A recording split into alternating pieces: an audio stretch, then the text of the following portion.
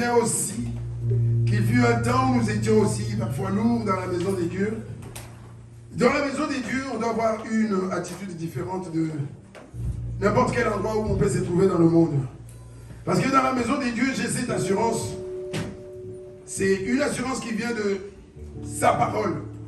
Il dit là, où 2 ou 3 personnes sont réunies à mon nom, je suis au milieu.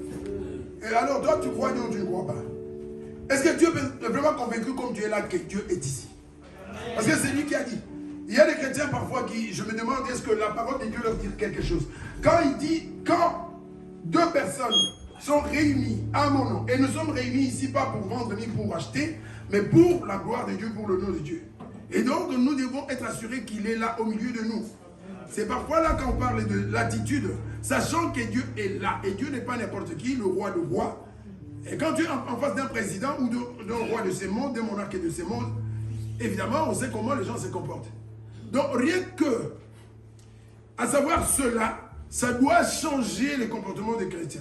Même comment tu vas à l'église, comment tu te comportes à l'église, comment tu agis à l'église, ça doit changer automatiquement. Ce n'est même pas quelque chose qu'on doit encore prêcher. Parce qu'aujourd'hui, chacun de nous, comme nous sommes là, si nous sommes invités au palais royal, et que tu sais que tu vas te retrouver en face du roi, c'est Baudouin ou Albert Philippe, hein, que tu vas te retrouver, le Belge. C'est quel roi maintenant? Tu sais que tu vas te retrouver en face du roi de Belge. Je suis sûr. Tu n'auras pas besoin que quelqu'un vienne te conseiller. Tu sais, déjà même la tenue que tu vas mettre. C'est là parfois que je me pose des questions. Pourquoi est-ce que certaines prédications n'avaient même pas lieu d'être? Parce que tu sais devant qui tu viens. Si tu le sais, si tu es enfant de Dieu, tu sais que je vais à l'église. Et à l'église, je vais me tenir dans la présence de Dieu. J'oublie le pasteur. Tu peux oublier le pasteur quand tu viens à l'église, mais n'oublie pas que tu vas te tenir devant le roi de rois, devant ton créateur. Moi, ça change tout. C'est pourquoi quand je viens à l'église, j'ai une attitude différente que quand je vais au travail. Je vais au travail, je peux faire parfois ce que je veux. Parce que le travail, j'en quittais moi. Des fois, quand j'en avais marre, je quitte.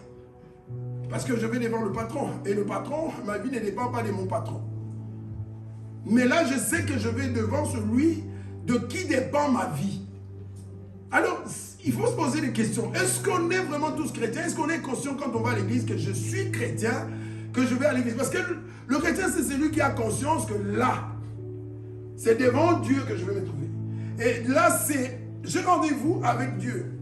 Non, quand tu comprendras que tu as rendez-vous avec Dieu, moi-même s'il fallait manger, je préfère, s'il reste 5 minutes ou 10 minutes, ne pas manger, me priver, aller vite à l'église pour être au rendez-vous à l'heure avec mon Dieu. Alors toi qui n'étais jamais privé de quelque chose pour venir à l'heure devant ton Dieu, ne me fais pas croire ce que tu es en train de penser là. Je crois que tu comprends. Tu n'as pas encore compris à qui tu as affaire.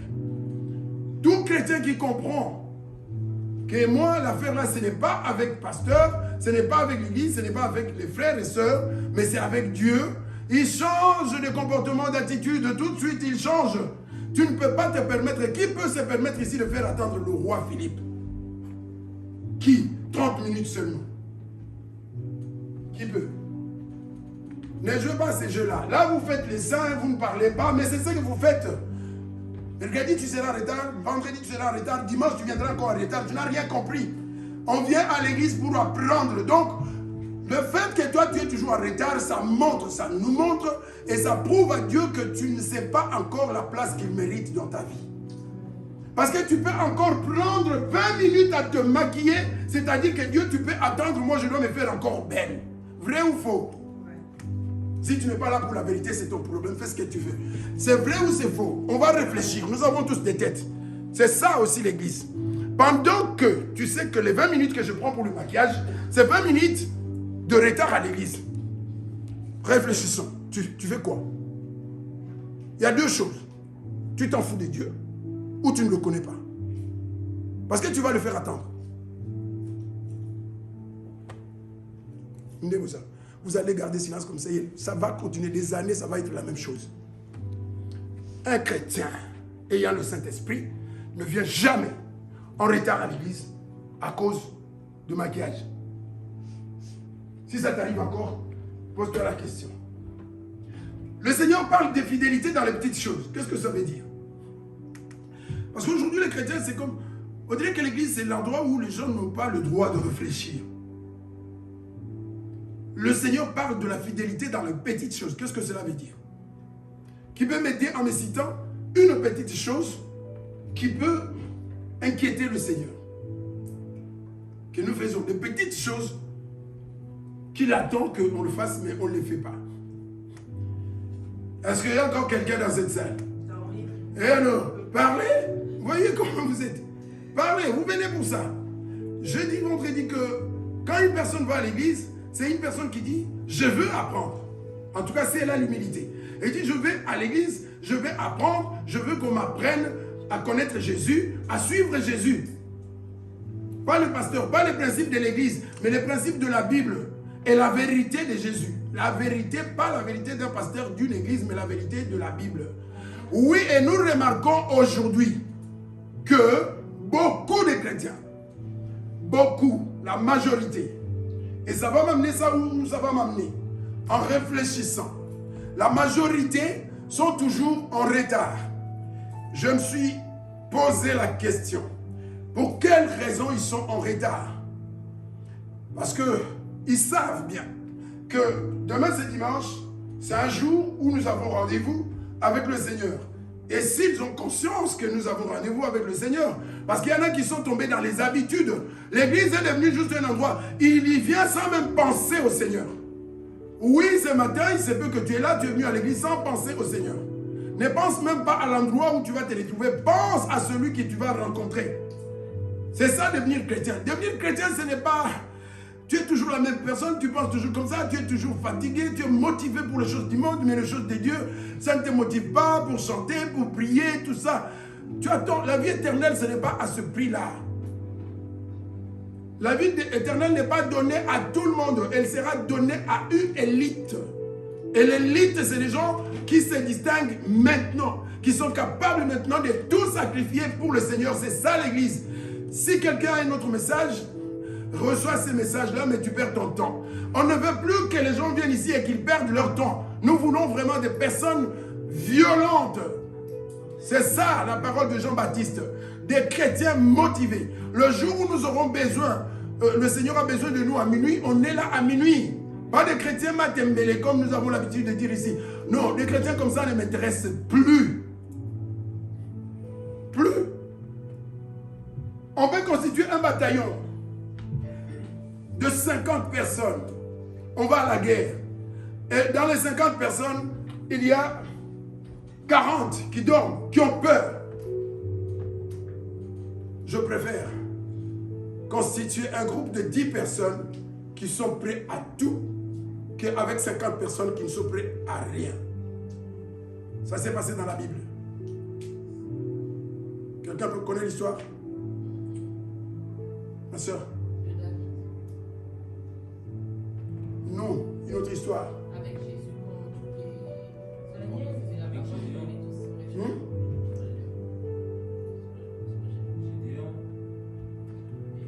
Vous connaissez les paresseux qui a l'histoire de boire l'eau. Voilà. Avec Gédéon. Dieu lui a conseillé quoi? Prendre plus de personnes ou prendre peu de personnes qui allaient lui être utiles. Toute écriture est inspirée de Dieu et utile pour. Et alors? Mon histoire de oui, nous sommes 5000 personnes, ça ne m'impressionne pas. Moi, personnellement, je ne vais pas aller au ciel parce que j'ai 5000 membres. Ah, ça, beaucoup n'ont pas compris. Je peux avoir 2 membres dans l'église, mais si moi, je suis dans la volonté du Seigneur, je vais être avec le Seigneur. Alors, quel est l'avantage d'avoir 5000 membres et être tous dans le sommeil? Le Seigneur a éliminé beaucoup parce qu'il savait qu'ils vont servir à rien. Et à l'église aujourd'hui, il faut arrêter de compter les têtes. Il faut voir les vrais combattants qui sont prêts à tout. Je rappelle à celui qui désormais viendra en retard parce qu'il s'est maquillé, il se moque de Dieu.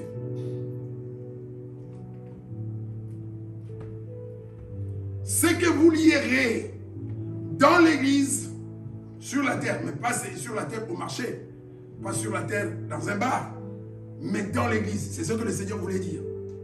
Ce n'est pas ce qui est lié au marché ce matin, mais ce qui est lié à l'église sera lié au ciel.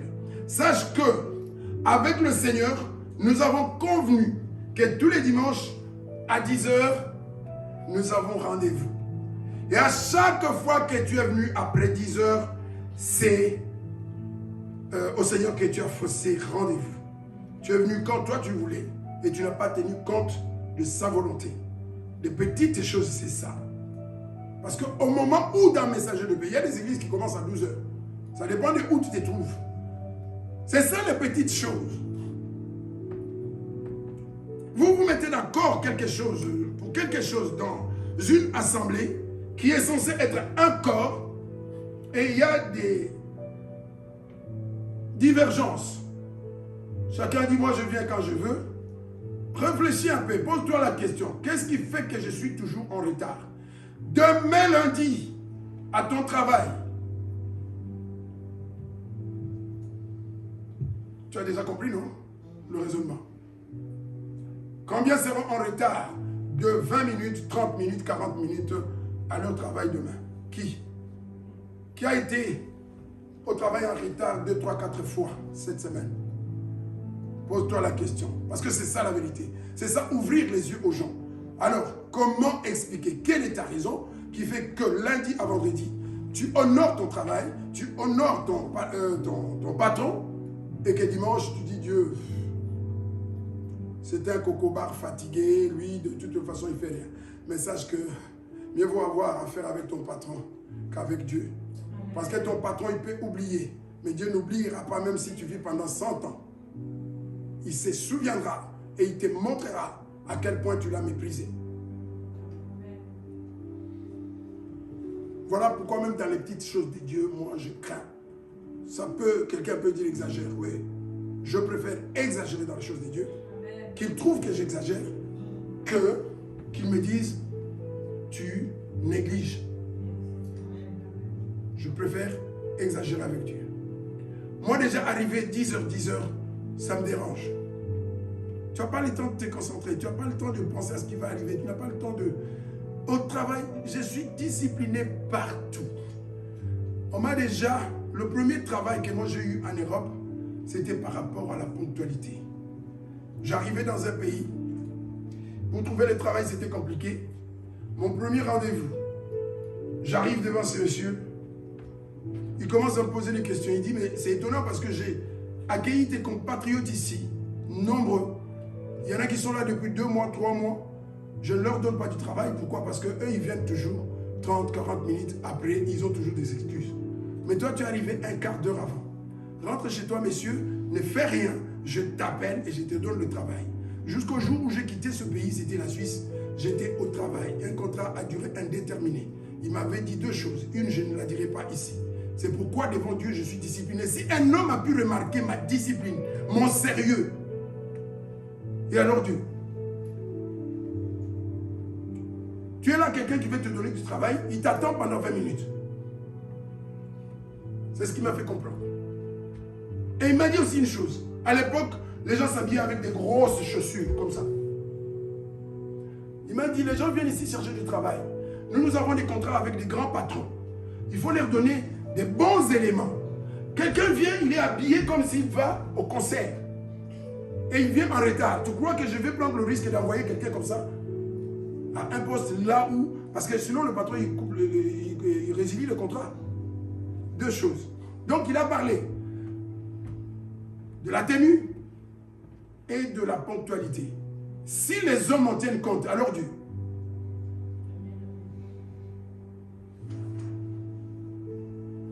C'est pour dire aussi que quand tu vas à l'église, tu ne viens pas dans un carnaval.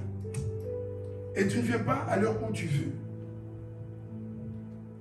Ce qui est bien avec l'église, on ne va pas dire tu dois faire ça. Non, on doit t'informer. Nous devons informer. Si tu veux continuer à venir en retard, continue. Mais ça prouve une chose. Laquelle? Sourions un peu. Ça prouve quoi? Des disqualifiés, des menteurs. Oui, encore. Dieu n'a pas la première place. Oui, ensuite. Dieu est pas la première place. Bref, tu n'es pas encore chrétien. Oui. Les chrétiens,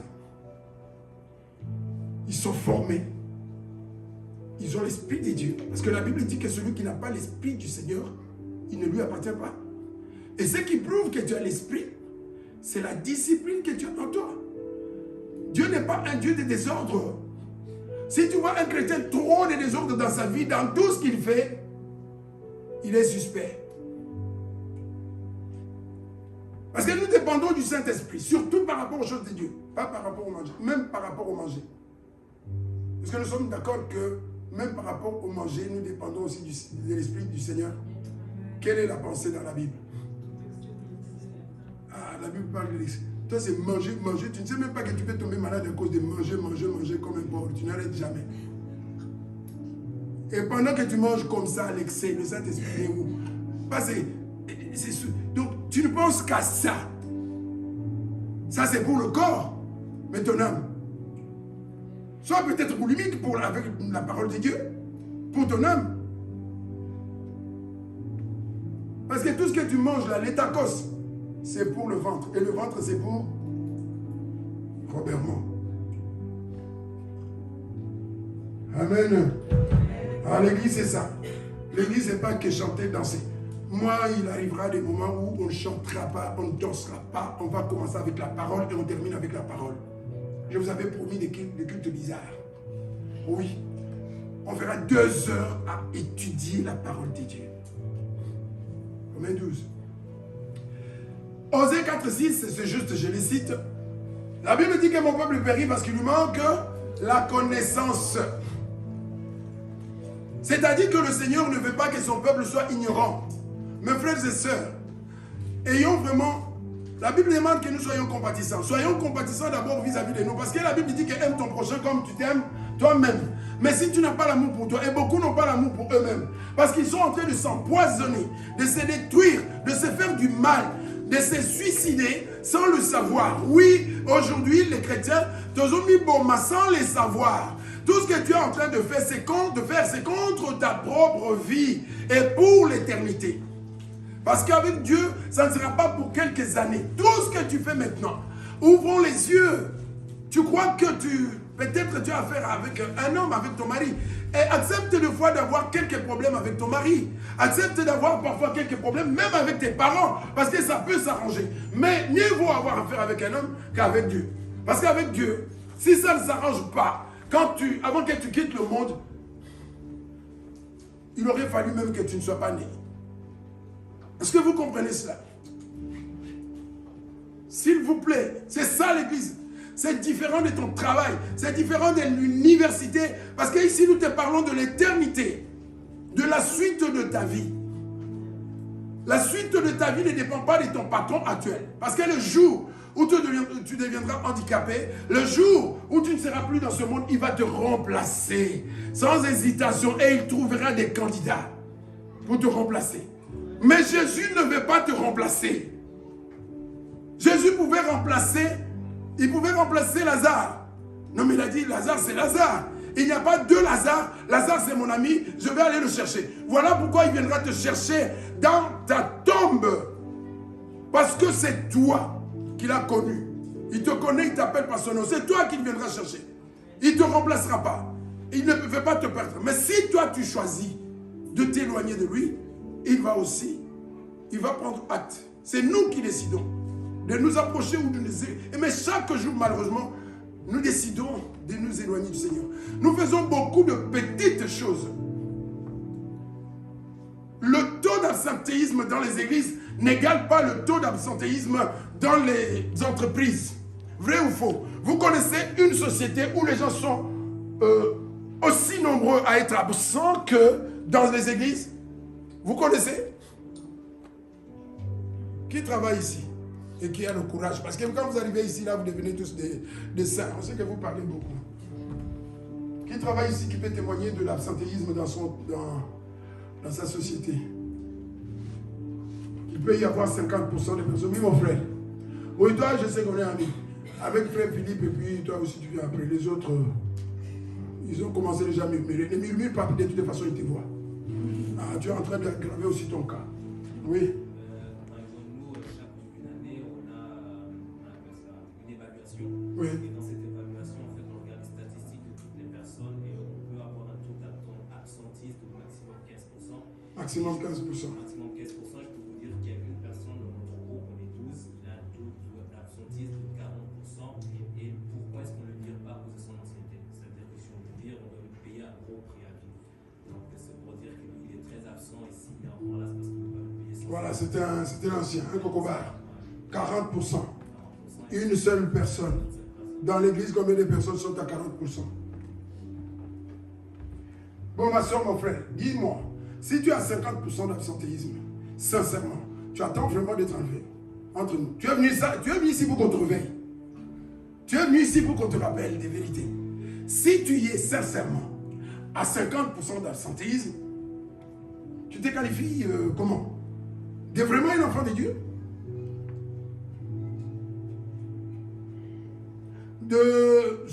D'une personne qui a donné à Dieu la première place dans sa vie? Si tu as vraiment donné, imagine que tu es absent dans ton foyer à 50%, que tu n'es jamais chez toi, tu t'absentes toujours de ta maison, c'est-à-dire que tu ne t'absentes pas quand tu vas travailler, tu quittes ton mari ou ta femme à 50%. Dans des mariages comme ça, souvent, c'est l'infidélité, ça finit par l'infidélité. Si les femmes des militaires là, qui vont pendant 6 mois, 1 an, tout le temps, ils sont partis faire les guerres. Infidélité. Et parce que tu n'es pas là, on te remplace. La réalité du monde, c'est comme ça. Si tu t'es marié, ne laisse pas trop ta femme seule. Tu veux faire les affaires, fais les affaires. Ou alors amène ton mari ou amène ta femme, sinon ça va finir mal. Amen. Ah, ça va finir mal. Le vide là, le vide, tout le temps. Tu vas revenir. Non, ça c'est pas pour aujourd'hui, c'est pour l'autre jour. Amen. On avait déjà vu ça. Si tu veux commencer directement au verset 7, s'il te plaît, ma soeur. Au verset 7. C'est notre chapitre, si nous avons la grâce de le terminer aujourd'hui. Et là, dans ce chapitre, nous allons apprendre quoi? Les devoirs de chrétiens. Les Romains avaient reçu cette lettre de Paul. Et cette lettre nous est aussi destinée. Enfin, de Paul. Oublions Paul. C'est le Saint-Esprit qui nous parle ce matin. Parce que la Bible, c'est poussé. On dit que toute écriture est inspirée de Dieu, utile, inspirée de Dieu. C'est-à-dire Paul, Pierre, toutes les personnes qui ont écrit, Moïse, les autres, ils étaient poussés. C'était les instruments utilisés par le Seigneur pour parler à son peuple. Et donc cette parole, ce matin, elle s'adresse à toi. Et nous allons voir au travers de ce qui est écrit ici, non seulement nous avons vu que l'offrande agréable au Seigneur, l'offrande que le Seigneur demande, donc l'offrande des offrandes, c'est d'abord nous-mêmes, c'est d'abord notre vie. Et si tu as déjà commencé à donner ta vie au Seigneur, tu ne peux pas être aussi absent dans les choses de Dieu comme tu l'es. Ce n'est pas possible. Et là, je me demande, tu ne fais de mal à personne, de toutes les façons. Nous, on va continuer, même avec 2 personnes ici, on prie. Mais sache que c'est sur ton carnet, tout ce que tu fais, toi, ta faiblesse, ta paresse, ta négligence, ce n'est pas noté sur le registre de messager de paix, c'est noté dans ton registre à toi. Quand tu n'es pas absent, on ne dit pas que dans messager de paix, il y a eu autant d'absents. C'est écrit sur ton nom. Un jour, quelqu'un avait vu un message. Chaque église et chaque assemblée a un dossier, enfin un registre et un numéro. Toutes les églises connues par le Seigneur ont un numéro. Un numéro. Si tu n'es pas connu par le Seigneur, il n'y a pas de numéro. Moi, j'ai oublié. Et nous avons un numéro. Ce numéro était comme ça, étalé sur la plage. Les assemblées et leur numéro. Ce qui veut dire que tu es reconnu, pas par le Seigneur. Et donc, si même les gens du quartier ne vous reconnaissent pas, tranquillisez-vous parce que vous êtes connu auprès du Seigneur. C'est le plus important. Que celui qui est appelé au ministère s'attache à son ministère. Que celui qui enseigne s'attache à son enseignement. Remonte un petit peu au-dessus. Dans la semaine, nous avons parlé, là nous sommes en train de parler de notre responsabilité et de nos devoirs. Un chrétien, ce n'est pas n'importe qui. ma soeur, en décidant, mon frère, de t'engager, de devenir chrétien, en acceptant, est-ce que tu veux suivre le Seigneur et tu as dit oui? Sache que c'est une phrase lourde de conséquences. Le jour où tu as dit devant les témoins, où tu as déclaré accepter de suivre le Seigneur, tu as pris un engagement, pas avec l'église, pas avec le pasteur, mais avec le Créateur des cieux et de la terre. Et tu ne peux pas changer ça. Lui, il est fidèle. Si toi, tu es devenu infidèle, lui, il est fidèle. Et ce qui avait été écrit sur ce jour-là avait été écrit. Et la première chose, la première constatation, c'est d'abord, est-ce que tu étais sincère ce jour-là? Tu sais, quand tu as accepté d'épouser le mari qui est ton mari maintenant, et tu sais depuis que tu as pris cet engagement, comment tu te comportes vis-à-vis de cet homme ou vis-à-vis de cette femme. Mais depuis que tu as pris aussi l'engagement avec le Seigneur, tu sais aussi comment tu te comportes depuis. On peut dire que depuis ces jours, tu lui es fidèle ou que tu lui es infidèle. Donc un chrétien, ce n'est pas quelqu'un qui s'amuse. Aujourd'hui, ça me plaît, je me sens bien, je vais quand même aller faire acte de présence pour qu'on me voie, pour faire plaisir à quelqu'un. Ce n'est pas quelqu'un qui va se lever un matin et dire « Ok, bon, ça fait longtemps hein, quand même. Comme ça, non. Il y a un Dieu. Et un chrétien, c'est quelqu'un qui a conscience. Il faut même être plus conscient de l'existence de Dieu que de ton existence à toi. Est-ce que nous savons ces choses? Est-ce que nous sommes vraiment sérieux, enfants de Dieu? Entre parenthèses, nous sommes vraiment sérieux. Quand on voit la légèreté que nous avons dans notre comportement, ça pose des questions. Nous avons des dons différents. Selon la grâce qui nous a été accordée, que celui qui a le don de prophétie exerce selon l'analogie de la foi. Nous avons des dons différents, mais nous sommes un corps. Nous sommes un tout. Nous avons des responsabilités vis-à-vis des autres. C'est pourquoi je parle des responsabilités et de devoirs. En tant que chrétien, tu nous dois quelque chose. C'est comme ça que j'avais parlé. Je dis, tu as une voiture, tu as ta limousine, tu as ta Porsche, tu as ton Tesla. On s'en fout. Si tu es chrétien et de nouveau, avec le Saint-Esprit, et en y pensant ce matin, je me suis rappelé de quelque chose. Je n'étais pas en train de raconter des histoires. Un jour, j'avais des problèmes avec, je ne sais pas si c'était la voiture, je l'appelle trottinette, qui fumait partout. Et elle fumait partout. Un jour, j'étais avec les deux mamans là. Et papa Dieu, arrête ici, on va descendre. Donc, on croyait qu'elle allait exploser. Une sœur ici m'a proposé sa voiture et ça m'a permis de travailler quelques jours. Alors, si je viens dire ici que ta voiture, c'est ma voiture, tu veux me dire quoi? Tu veux me prouver le contraire? Tu n'as rien compris de l'évangile. Parce que c'était sa voiture. Elle n'était pas obligée, elle me l'a prêtée. Volontairement. Je m'en suis servi. Dans 2 Timothée 3, nous avons lu qu'il ne faut pas se conformer à ce siècle. Pourquoi? Parce que les gens sont ingrats. Est-ce qu'il faut oublier ça? Non. Moi, je n'oublie pas. Le pain que tu me donnes, je ne l'oublierai jamais. Même si nous avons des problèmes, tu as quand même eu à faire de bonnes choses dans ma vie, par le passé. Mais nous sommes dans une période où un petit souci couvre tout le bien qui avait été fait. Ce n'est pas être chrétien, ça. Dans Actes des Apôtres, je ne sais pas, 40, 42, la Bible dit quoi? Ils avaient tout. Alors, quand je dis que ta voiture, ça peut être aussi ma voiture, j'exagère? Je vais lire le verset. C'est comme ça qu'on va aller. Il n'y a pas de... Si ce n'est pas fini, ce n'est pas fini, on continuera. Mais il faut que les gens... Parfois, on dit des choses, ils pensent qu'on ne passe pas devant pour dire des choses par plaisir. Ce qu'on dit devant, on le dit parce qu'on est poussé par le Saint-Esprit. On ne vient pas le dire, même si parfois nous disons des choses. Oui, mais il m'a visé. Il m'a visé, c'est le Saint-Esprit qui t'a visé parce qu'il te voit, il te connaît, il sait comment, ce que tu es en train de faire. L'église, ce n'est pas l'endroit où on va commencer à faire timidité, hypocrisie. La Bible dit ceci au verset 30, je prends le verset 38, acte 2, verset 38.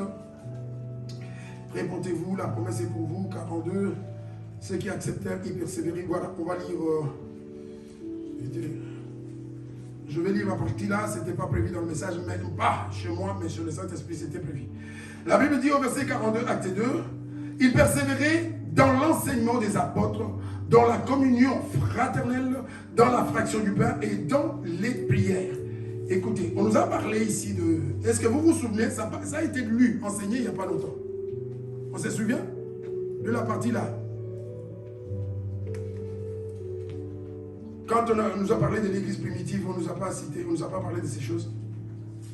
Parmi ceux qui faisaient la force de l'église primitive.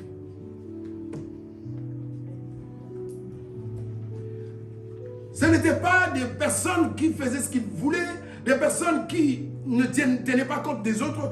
On dit qu'ils persévéraient, dans l'enseignement des apôtres. Toi, tu persévères dans quoi? Dans la musique mondaine.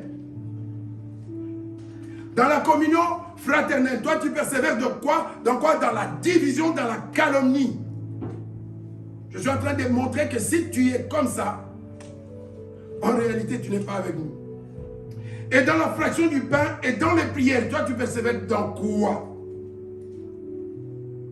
Eux, ils persévéraient dans ces choses. C'est ça qui montre que c'était les chrétiens. C'est pourquoi la main de Dieu était sur eux. Toi, tu persévères dans quoi? Tu persévères dans les choses qui étouffent la présence de Dieu, qui éloignent la présence de Dieu, qui t'endorment. C'est ça qui fait que, quand c'est dimanche pour te réveiller, il est déjà 9h, 9h30, je dors encore un peu et tu te réveilles à 10h. Combien de témoignages? Ah, je n'ai pas pu me réveiller. Comment est-ce que c'est possible? C'est seulement quand il s'agit d'aller à l'église que tu n'arrives pas à te réveiller parce que tu as un esprit. Les esprits, ce n'est pas seulement, oui, je suis possédé parce que je... Oui, quand ce n'est pas l'esprit de Dieu, c'est l'esprit du monde qui te conduit. Oui, c'est l'esprit qui est en toi qui fait que les choses de Dieu sont trop compliquées pour toi. Le Saint-Esprit te rend sensible aux choses de Dieu. Et l'autre esprit, par rapport aux choses de Dieu, il te rend faible, il te distrait, il t'endort. Il t'empêche de te tourner vers Dieu. La crainte s'emparait de chacun et il se faisait beaucoup de prodiges et de miracles par les apôtres. Pourquoi? Leur attitude déjà, toi qui viens déjà en retard et tu attends que Dieu se manifeste. Mais attends, non, mais je ne sais pas. Est-ce que c'est nous les églises qui ne prêchons pas bien? Oui, quelque part, la responsabilité maintenant est aussi à nous les prédicateurs. Parce qu'on parle parfois de beaucoup de choses inutiles. Je dis que tu ne peux pas tout connaître dans la Bible, mais il y a des choses que tu ne peux pas te permettre de ne pas connaître. Et on doit mettre l'accent sur ces choses-là. Tu ne te réveilles pas comme ça, tu attends des miracles comme ça. Tu fais ce que tu veux et tu attends des miracles.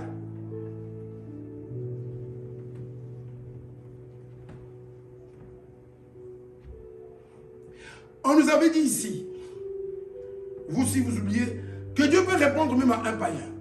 Vous vous souvenez? Et c'est vrai. Et on avait dit à quelles conditions Dieu peut répondre à un païen. Pas un païen qui demande l'argent.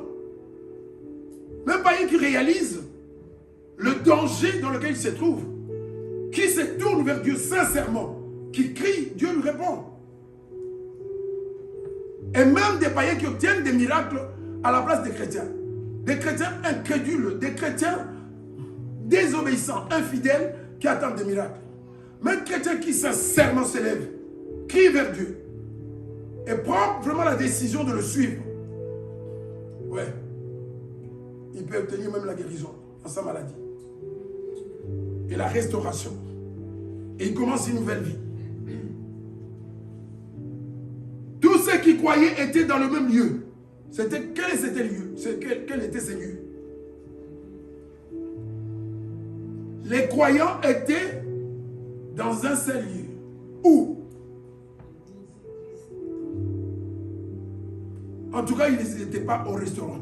L'endroit privilégié où nous devons souvent nous retrouver, même si c'est bien de partager, par exemple, un repas.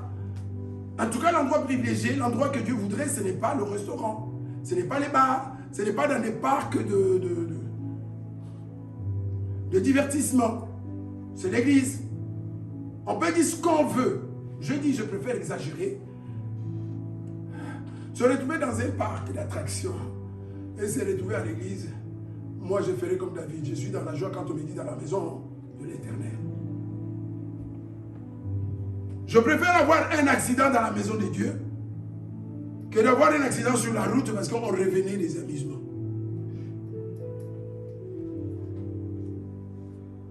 Ça, c'est ma discipline. Ils vendaient leurs propriétés et leurs biens. Et ils ont partagé le produit entre tous, selon les besoins de chacun. Alors, quand je dis que ta voiture, ça peut être aussi ma voiture. J'ai commencé par la mienne. Parce que moi, depuis toujours, même quand j'étais païen, moi, ma voiture, je la prêtais. Il y a des gens, pendant qu'ils sont païens, ils ont un bon cœur. Et je crois que j'étais parmi les gens comme ça.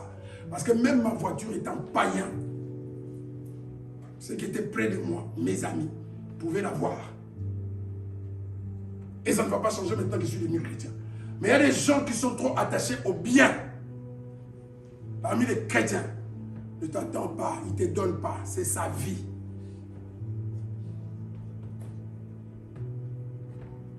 Pourquoi je le dis? Parce que si tu es comme ça, il est temps que tu changes. Tu es en train d'attendre vainement le retour de Jésus. Parce que le retour de Jésus, ça sera pour certaines personnes une catastrophe. Mais ce sera une bénédiction pour d'autres. Si on a vu dans 2 Timothée 3, le monde sera compliqué parce que les gens seraient égoïstes. Attends, tu prêtes ta voiture à quelqu'un. Ça fait quoi? Ça fait quoi? Sincèrement, réfléchissons. Si tu es vraiment né de nouveau, si tes yeux ne sont pas sur les choses d'en bas, mais sur les choses d'en haut, je vais aller loin. Et que même après cela, il y a un accident. Quoi? Ta vie s'arrête? Ah, je préfère moi exagérer, aller dans ce sens-là. Parce que ma vie ne va pas s'arrêter parce que j'ai prêté ma voiture à quelqu'un et qu'il a eu un accident avec ça. Est-ce que ma vie va s'arrêter? Ça sera peut-être ma dernière voiture dans la vie. Ah, je vois les cœurs mauvais. Hey, mais c'est quand même ma voiture. Tu ne seras pas enterré avec ta voiture. Tu ne seras pas enterré avec la voiture. Tu partiras main vide. Comme Job.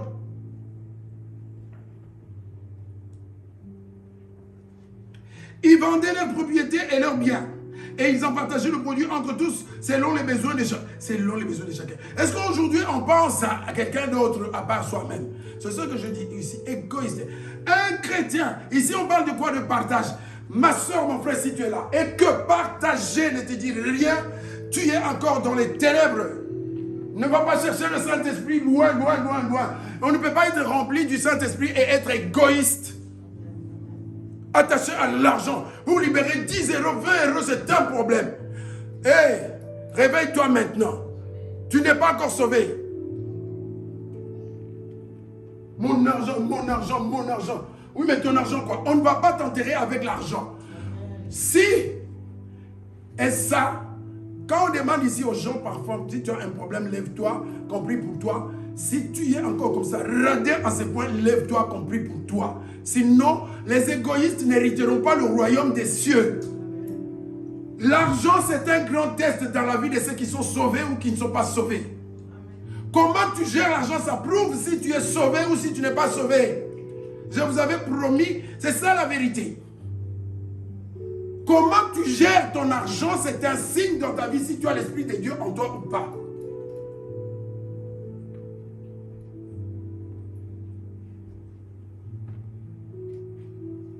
La Bible dit, tu ne peux pas servir 2 maîtres.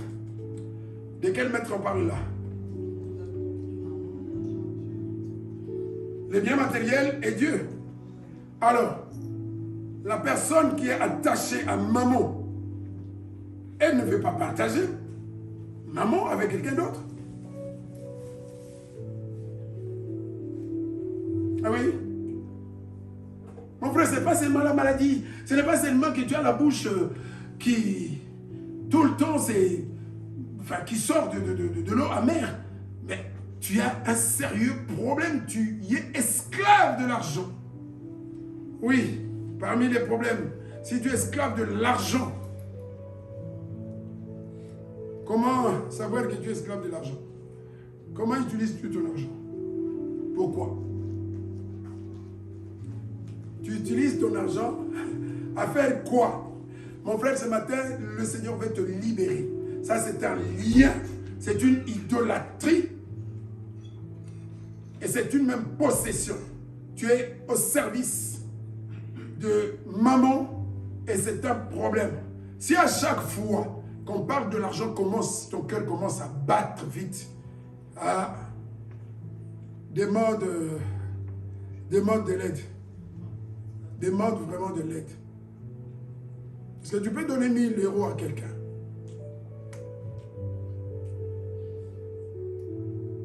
Tu vas aller réfléchir à ça. Est-ce que tu peux comme ça aller sur ton compte et prendre 1000 € et les donner à quelqu'un? Est-ce que tu peux aller comme ça sur ton compte? Qu'est-ce qui fait la différence? Pourquoi certains peuvent le faire et toi tu ne peux pas le faire? Tu peux vraiment aller comme ça sur ton compte et sortir 1000 € pour la gloire de Dieu, pour l'œuvre de Dieu. Alors toi, à partir de quel moment tu es devenu vraiment enfant de Dieu? Avant tu vivais comment et après tu vis comment? Et pourquoi est-ce que tu ne veux pas que l'Église t'en parle?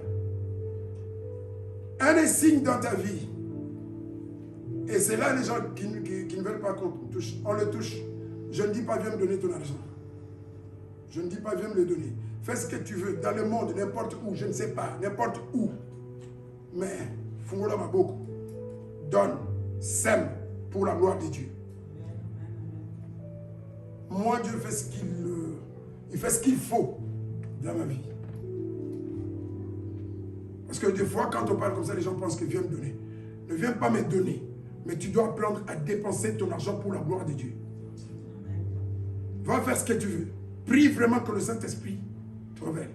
Mais pour la gloire de Dieu. Et si tu as du mal, sache que ce jour-là, tu seras déçu. C'est même pas déception, parce que ce monde ne suffit pas. Que le Seigneur te rejette, c'est même pas une déception, parce que, attends, il n'y a pas de monde. C'est fini, c'est perdu pour toi, pour toujours. Et ton argent, tu ne t'en souviendras même pas. Devenir chrétien, c'est être libéré. Le Seigneur nous a aimés comme on n'a jamais aimé. Et toi, tu l'aimes comment? Lui n'a pas donné l'argent. Il a donné sa vie. Il s'est humilié. Il a souffert. Non, je ne sais pas si à la place de Jésus, j'aurais fait ça. Non, non, non, non. On peut abandonner l'argent, mais là, tout. Abandonner le ciel pour venir sur la terre. Et il y a des gens qui ne savaient pas brosser les dents, ils te crachent dessus. Pour toi qui es assis là, et 100 €, c'est trop demandé pour la gloire de Dieu. Et tu attends qu'il vienne te prendre. Oh, le Dieu d'amour ces jours-là, ça sera un Dieu juste et sévère. Parce qu'il dit, c'est lui qui utilise l'expression, je viens pour faire rendre à chacun selon ce qu'aura été son œuvre. Ce que toi tu as fait, pas ce que Papa John a fait. Lui, Papa John va rendre compte pour lui. Tu rendras compte pour toi.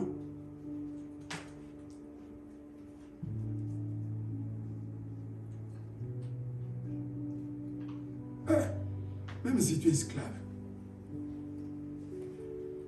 Imagine, tu viens un matin ici, il n'y a pas de chauffage.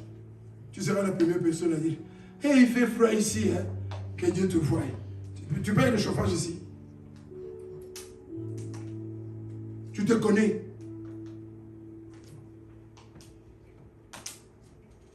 Ah. Maintenant, va dire encore, je ne connais pas, je ne sais pas ce que vous faites. Va dire encore, il m'a avisé. Tu te connais. Dieu sait que tu ne payes même pas le chauffage ici, tu ne payes même pas le loyer ici. On paye pour toi.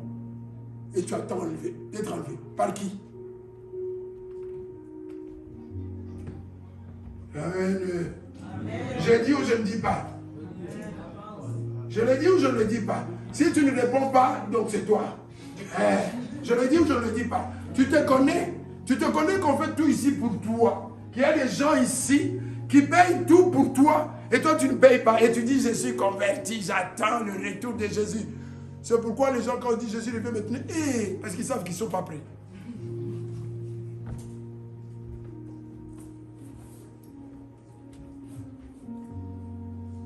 J'ai des amis dans cette salle. Même si toi tu me détestes, j'ai des amis ici. Amen. Tous ceux qui ont l'esprit du Seigneur, ce sont mes amis. Ils m'aiment quand je dis la vérité. Ils étaient chaque jour tous ensemble assidus où? Ils étaient chaque jour où? Toi, même quand tu es là à 50%, même les rares fois que tu viens, tu es en retard. Ma sœur, est-ce que tu ne vois pas, mon frère, que tu as un problème? Est-ce que tu ne vois pas que tu as un problème? Sincèrement. Tu veux qu'on te le dise ou qu'on se taise? Moi, je préfère comme Jésus. Je rigolais encore il y a quelques jours tout seul. Je dis, mais comment ces gens y faisaient? Jésus, le Fils de Dieu, donc le Créateur, il est sur la terre. Il vient leur dire la vérité. Et après, imagine que je suis en train de prêcher. Vous vous levez là et vous prenez des cailloux. On prend des cailloux et on dit que Jésus fuyait. Ah, si on peut faire le film. Comment est-ce que... Donc, ils font fuir Jésus. Pourquoi? Parce qu'il leur a dit la vérité. Est-ce que Jésus leur disait la vérité par méchanceté? Jésus était venu faire quoi? Pour sauver l'humanité. Il fallait qu'il dise à l'humanité ce qui ne va pas. Et on le poursuivait pourquoi? Ses disciples, qu'est-ce qu'ils doivent faire aussi? Faire comme Jésus. Dire ce qui ne va pas. Ce qu'il faut faire. C'est ça l'église. Si l'église n'est pas sur les traces de son maître, ce n'est pas une église. Et une église comme ça, il ne faut pas y aller. Une église, on te flatte tout le temps. Tu es dans la débauche. Oui, quand on ne te juge pas. Arrête le débauche. Si Jésus vient aujourd'hui, tu vas aller en enfer. Oh. Tu ne fais que critiquer, tu es égoïste, tu es orgueilleux, et on va dire, ne me juge pas. La parole va te juger. La parole est là pour te juger. Et donc nous avons des dons différents. Moi, j'ai peut-être la facilité de prendre le micro et de passer devant. L'autre a la facilité de prendre le micro pour venir chanter. Toi, tu as la facilité de tenir pendant 3 heures dans la prière. Oui, il y a des gens comme ça facilement. 3 heures. Il y a des gens qui se lèvent à 2 heures du matin et prient pendant 2 heures, 3 heures pendant que toi tu ronfles. Alors, tu as ces dons-là. La nuit, lève-toi. Prie pour tes frères, prie pour tes soeurs, prie pour les faibles, prie pour ceux qui sont encore dans les ténèbres. C'est ça ton travail, c'est ça ta part, c'est ça. Être utile à l'église. Et c'est pourquoi nous, quand nous venons pour dire la vérité, on ne va pas tourner autour du pot. On dit ce qui ne va pas. On dit si l'argent contrôle encore ta vie, tu es en danger. Change. Des dons différents selon la grâce qui nous a été accordée, que celui qui a le don de prophétie l'exerce selon l'analogie de la foi. Ne viens pas avec des prophéties bidons. Le Seigneur m'a dit comme ces histoires-là. Et de toutes les façons, moi je suis vacciné contre ces choses-là. Je les mets à l'épreuve. Ne viens pas jouer à ces jeux-là avec moi. Et de toutes les façons, quand ça vient de Dieu, je sens que ça vient de Dieu. Selon les règles de la doctrine expliquée, révélée dans la Bible. Ne viens pas avec une prophétie qui contredit la Bible. Tu viens avec ta prophétie, on montre, on la pèse par rapport. Est-ce que le Dieu que nous connaissons, que nous servons, est-il capable de venir avec, oui, tu vois comme tu es là, en dessous là, c'est rouge. Démoniaque. Belzébul. Éloigne-toi de moi. Qu'est-ce que tu as avec ce qui est en dessous de mes vêtements? C'est quel esprit là? C'est pas l'esprit de Dieu. Un homme de Dieu. Toi, vraiment, ce que Dieu t'a révélé, c'est ce qui est caché dans mon cœur, tu ne le vois pas. Toi, tu vois ce qui est en dessous de ma jupe ou de mon pantalon. Satan. J'appelle ça prophétie. Ma soeur, le Seigneur me montre le mariage. Je ne dis pas que ce n'est pas possible. Mais le plus important, vraiment, quand le Saint-Esprit vient, la première chose qu'il voit, qu'il va te révéler sur moi, c'est ça. L'état de mon cœur. Quand Paul parle dans 2 Corinthiens, quand il parle de la prophétie, qu'est-ce qu'il dit? Si quelqu'un entre parmi vous et qu'il voit que les gens sont capables de révéler les pensées de son cœur, ils vont glorifier Dieu. C'est ça d'abord la prophétie. Amen. Remettre les enfants de Dieu sur le chemin de la vie. Et leur prévenir aussi aux besoins de ce qui va arriver. C'est ça Dieu. Avec Israël, c'était comme ça. Voilà ce que je demande. Je vous demande de faire. Si vous ne le faites pas, voilà ce qui va arriver. Ils n'ont pas écouté. Les gens n'ont toujours pas compris aujourd'hui le sens de l'Holocauste. Un chrétien, on avait dit qu'on allait parler en profondeur. Les gens n'ont jamais compris. Oui, l'Holocauste c'est horrible. Oui, le monde condamne, d'accord. Mais comment en est-on arrivé à l'Holocauste? Quelles sont les causes profondes? Qu'est-ce qui a fait qu'Israël s'est retrouvé éparpillé partout au monde? La Bible l'avait dit. Si vous n'écoutez pas, je vais vous éparpiller partout. Et même partout où vous allez aller, vous n'allez pas croire ce qui va vous arriver. Vous voulez qu'on parle comment? Et c'est arrivé. Et nous, tout ce que nous disons dans les églises, si nous n'en tenons pas compte, ma sœur, tu es là avec nous. Tout ce qu'on dit, tu peux en tenir ou ne pas en tenir compte, mais sache que Dieu est fidèle et que sa parole s'accomplira toujours. À moins que tu changes. Si tu ne changes pas, ça va arriver. Ça peut arriver plus tôt que tu le penses. Tout le monde n'est pas appelé à vivre 100 ans, malheureusement. Ni 80. Il y en a pour qui ça s'arrête à 40 ans, à 50 ans. Toi, tu ne sais pas. Ah, combien d'années te reste, tu ne sais pas. Donc, le bon moment, c'est maintenant. Arrête de rêver. S'il faut changer des choses dans ta vie, change-les aujourd'hui. Donc, si tu as ce don-là, ne commence pas à jouer au malin. Bon, avec les naïfs, peut-être qu'ils vont courir pour venir te chercher. Quand j'ai un souci, je me tourne vers Dieu. Je ne vais jamais chercher un prophète. Et si Dieu veut utiliser un prophète, il va me l'envoyer. Moi, c'est comme ça, c'est catégorique. Dieu, s'il veut utiliser un prophète, il va me l'envoyer. Est-ce que David était allé chercher Nathan? David est allé chercher Nathan après son péché? Est-ce qu'il savait même que Nathan était au courant? Est-ce que David, pour devenir roi, il a été chercher le prophète? Pourquoi est-ce que nous, on court derrière les prophètes? Là où il sentait mauvais, il ne connaissait pas le parfum d'ailleurs, David. Ses frères étaient propres, bien habillés, ils faisaient leur vie. Lui, il s'occupait de cochons là-bas, dans la brousse. Dieu le voyait. Et il a envoyé le prophète vers lui. Là où tu es, comme tu y es, Dieu te connaît par ton nom. S'il veut t'envoyer un prophète, il va te l'envoyer. Arrête de courir derrière les gens. Oh, moi, Dieu me connaît par mon nom. Quand je dors, quand je marche, David le dit, quand je dors, quand je marche, quoi que je fasse, en bien ou en mal, Dieu me voit. Et le jour où il voudra me parler, même ici, toi qui n'as jamais prophétisé, Dieu peut t'utiliser. Si je suis dans les choses et que je ne vais pas me repentir, Dieu peut me confondre ici un jour et t'utiliser toi. Comment est-ce qu'on manque l'intelligence? On va courir, on donne aux gens l'importance qu'ils n'ont pas, commence à faire des courbettes devant les gens. Moi, je m'incline devant, je ne suis pas devant les hommes.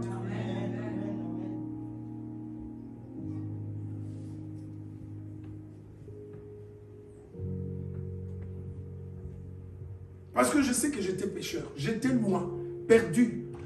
Je ne pensais pas à Dieu. Mais Dieu a pensé à moi. Il n'a pas arrêté de penser à moi. Et quand j'ai un problème, je lui dis, Seigneur, c'est toi qui es venu me ramasser. Moi, j'étais perdu. Tu pouvais me laisser là où j'étais dans ma perdition. Alors, tu n'es pas venu me chercher pour qu'après, je commence à courir derrière les hommes. Non.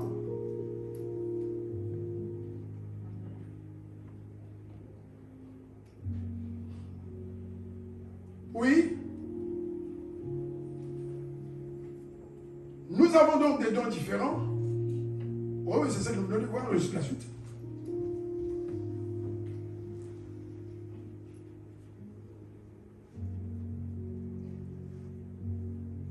Ici, nous sommes donc dans les dons, les grâces, les services. Nous avons dit, nous avons des devoirs et des responsabilités. Devoirs et responsabilités. Un chrétien, ce n'est pas quelqu'un... Moi, je suis tranquille. Leurs histoires ne me concernent pas. Non. Le Seigneur t'a vu. Le Seigneur t'a appelé. Le Seigneur t'a sauvé. Il a payé pour toi. Et donc, tu as des responsabilités et tu as des devoirs vis-à-vis de lui et vis-à-vis des autres. Que celui qui est appelé au ministère s'attache à son ministère. Ici, tout simplement, service. Hein? Un travail, tout ce que tu fais. Au début de l'église, je me souviens, j'étais encore païen, j'avais vu des débats sur le ministère. Donc les gens confondaient ministère de parole, les 5 ministères et puis les services. Bon, les gens n'avaient pas encore beaucoup de connaissances. N'importe quel service. Donc ici, ministère, c'est un sens large. Voilà. Donc celui qui chante. Et le débat était sur les musiciens et les prédicateurs. Est-ce que les chants, est-ce que c'était un ministère? Oui, c'était un ministère. C'était un service dans l'église. Exhorte à l'exhortation, que celui qui exhorte, celui qui a cette facilité-là. Vous savez quoi? Si vous êtes attentif, il y a des gens qui ont le don ou le ministère d'exhortation. Tu peux être quelqu'un qui enseigne, mais tu n'es pas doué pour encourager quelqu'un. On le sent quand on est attentif. On sent que c'est celui-là. Il y a des personnes qui ne passent jamais devant l'église, qui ne prennent pas les micros. Mais quand tu as un problème, tu vas voir cette personne, elle te parle. Tu pars de là vraiment apaisé, soulagé. Ce n'est pas réservé que à certaines personnes. C'est ce que la Bible dit, que celui dans l'église. C'est là que nous disons que nous avons besoin de toi. Je peux passer des moments difficiles. On vous dit des choses ici. Peut-être que c'est par toi que le Seigneur peut passer pour trouver les mots pour m'apaiser, pour me calmer. Il n'y a pas que nous ne sommes pas des super hommes. Tes paroles, à un moment donné, tu peux dire, oui, j'ai remarqué que Papa John passe des moments difficiles, que cet événement a été compliqué. Toi, tu peux trouver, Dieu peut t'utiliser et tu peux trouver les mots pour me calmer. Mais seulement les gens n'ont jamais conscience. Parce qu'on a traité, vous savez, dans les églises, on a mis les gens, donc vous êtes que des bébés, vous dépendez, oui, bon, beaucoup sont des bébés, mais des bébés appelés à grandir. Tu peux être plus utile à ton pasteur que tu ne le saches. Tu pries, tu passes des heures et des heures à prier pour lui, sans qu'il le sache, mais Dieu le sait. C'est arrivé à un pasteur qui faisait beaucoup de choses, mais il ne savait pas. Un jour, le Seigneur le rappelle. C'est un témoignage qu'on raconte beaucoup. Quand il allait à gauche, à droite, faisait des grandes choses, il croyait que c'était lui. Non, c'était une pauvre maman. À l'église, des personnes là qu'on néglige. Mais pendant que vous dormez, cette personne-là paye le prix pour l'église. Est-ce que tu payes le prix pour l'église? Toi, tu fais quoi? Au contraire, toi, tu détruis. Tu vois, ils ont encore fait ça à l'église. C'est ça le travail que toi, tu fais. Tu auras ton salaire. Que celui qui donne, c'est pas moi. Que celui qui fait quoi? Que celui qui fait quoi? C'est où?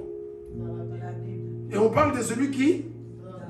Alors quand je parlais ici de comment tu gères ton argent, qui donne quoi? Les cheveux. On ferme les yeux sur la Bible, on est devenu hypocrite, on ne peut pas parler de la vérité. Oui, Dieu s'intéresse à ton argent. Et il y a des versets beaucoup plus clairs que tu n'as jamais, qu'on ne t'a même jamais déjà montré. Déjà, sache que tout ce que tu as n'est pas à toi, ça appartient à Dieu, c'est la Bible qui le dit. Et si tu es chrétien, si tu ne sais pas que tes richesses ne t'appartiennent pas, voilà, mon peuple périt parce qu'il manque la connaissance. Alors si je dis ta voiture, le jour où ma voiture va commencer à fumer, qu'elle ne peut pas faire 1 kilomètre et que j'ai besoin de ta voiture, tu vas dire quoi? Lui aussi, il profite des gens. Et tu veux que je profite de qui? Toi, tu as dit que tu es ma soeur. N'est-ce pas? Tu as dit tu es mon frère, non? Tu es ma soeur. Alors tu veux que je profite de qui? Et le fait de dire déjà que je ne profite pas, je suis en difficulté. Tu sais que je suis à la maison et que tu veux faire ta course. Comme samedi, comme ça, je ne travaille pas dimanche, je ne travaille pas après l'église. Tu as besoin d'une voiture, n'hésitez pas. Moi, ma voiture, elle est disponible. N'importe quoi. Qui est venu au monde avec la voiture? Qui partira avec la voiture? Et alors, pourquoi s'y attacher à ce point?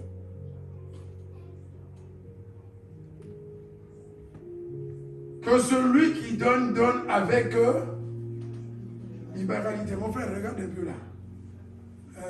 Robert, petit Robert.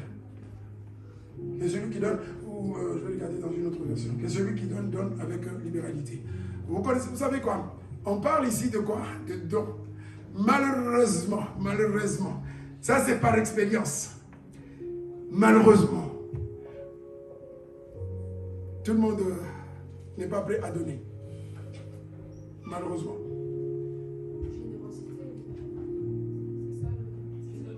Oui. Avec eux. Donc, Dieu veut que tu sois quoi? Égoïste ou généreux? Entre nous. Je vous avais dit qu'on va commencer à prêcher tous ensemble. Ça va, c'est l'envie. Ça va? Donc, Dieu veut que tu sois comment? Bon, maintenant, tu n'es pas généreux. Si l'église vient te le rappeler, est-ce que c'est un péché? Donc, on te laisse comme tu es, et pourtant, tu as été à l'église. Et si l'église ne t'a pas enseigné, c'est ça enseigner. Dans tous les domaines, nous allons t'enseigner comment tu vis avec ta femme chez toi. Comment tu vis avec ton mari chez toi. Comment tu dois abandonner ton copain s'il ne veut pas de mariage. La vie privée. Un chrétien n'a pas de vie privée. Ton quota. Nous entrons, oui. Nous entrons et nous allons parfois. Attends, l'église, même dans les chambres. Oh, comment oh? C'est pas moi, c'est frère Philippe qui avait fait. Vous vous souvenez? Mais c'était dans les chambres. Vous vous souvenez? Moi, je ne veux pas répéter, c'est lui. Hein? Oui, même dans les chambres. On va te dire que tu n'es pas un cochon, tu es un être humain. Et alors, quoi?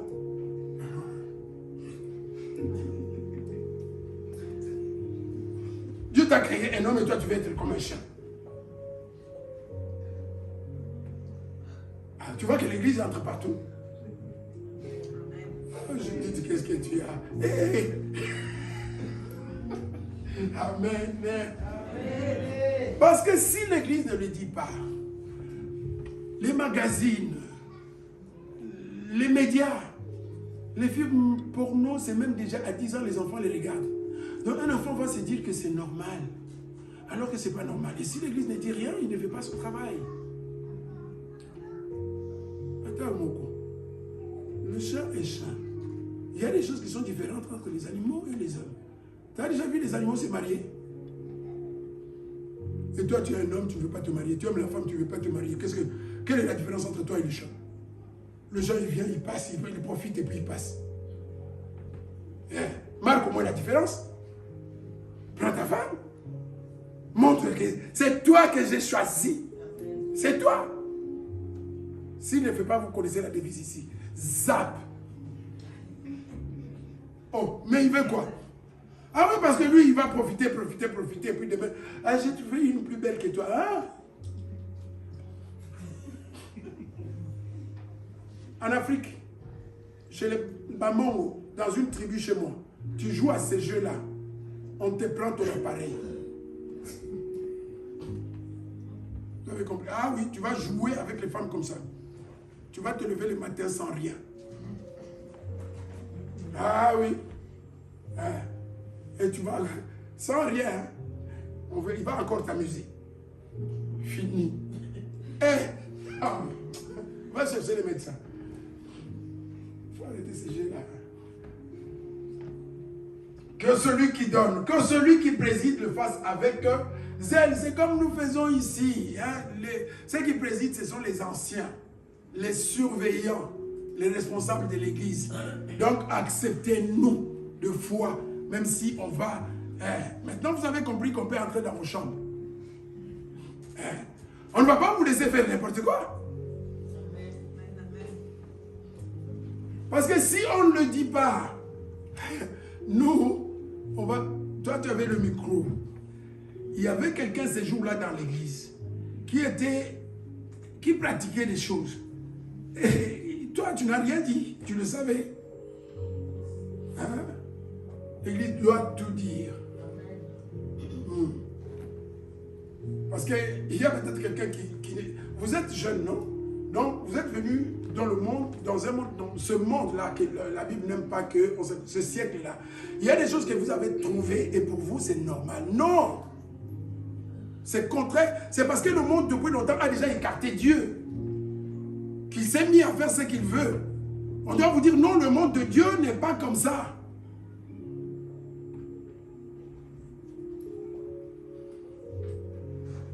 Que celui qui pratique la miséricorde le fasse avec joie. C'est-à-dire, 1, Dieu veut que tu donnes. 2, Dieu veut que tu sois généreux. Dieu veut que quand tu parles aux enfants des dieux, c'est une grâce, c'est un privilège. Fais-le de tout ton cœur. Ne viens pas commencer à regarder les visages des gens. Et lui, il est là, je ne vais pas parler de ça parce qu'il va croire que c'est à lui que je m'adresse. Crois ce que tu veux. Moi, je dis ce que le Seigneur m'a mis sur le cœur.